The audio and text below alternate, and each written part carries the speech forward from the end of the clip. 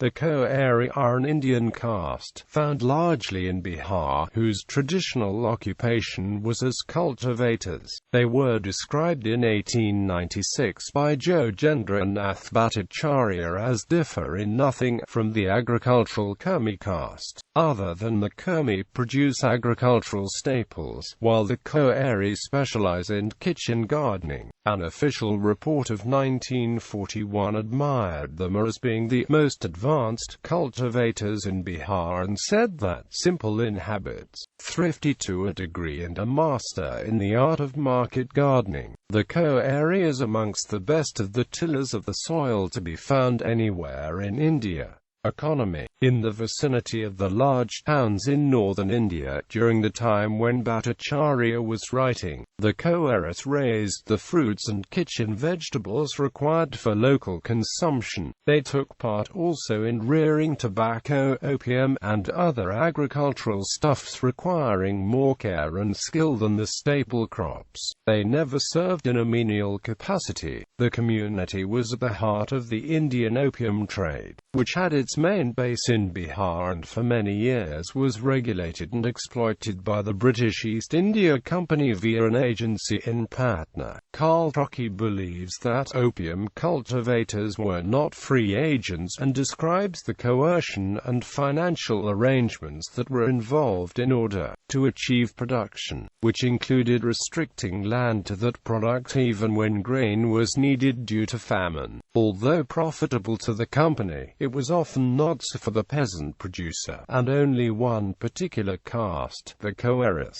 managed to carry on the cultivation with some degree of efficiency. They were able to do this because they could employ the wives and children to help out with the tasks of opium production. Quote, other groups involved in opium production had to hire labor, but the Koeris cut costs by utilizing that available within their own family. Distribution. In 1896 the Koeri population was estimated as being nearly 1.75 million. They were very numerous in Bihar, and were found also in the northwestern provinces. Between 1872 and 1921 they represented approximately 7% of the population in Saran district, according to tabulated data prepared by Anand Yang, in which they are categorized as Upper Shudra along with the Kurmis and Ahirs. Jang also notes their involvement in tenanted landholdings around the period 1893 to 1901. The Koeris worked around 9% of the total cultivated area of the district, which was 1% less than the Ahirs, although the latter represented around 5% more of the population. Organization. The Koeri Panchayat Hitakani Samiti, a caste association, was formed in 1927 to look after the socio-economic interests of the community. Around this time, which coincided with a general movement among various castes to seek upliftment of the status, there was also at least one journal being published for the Koeri community, the Kashbala Kshatriya Mitra. Subdivisions.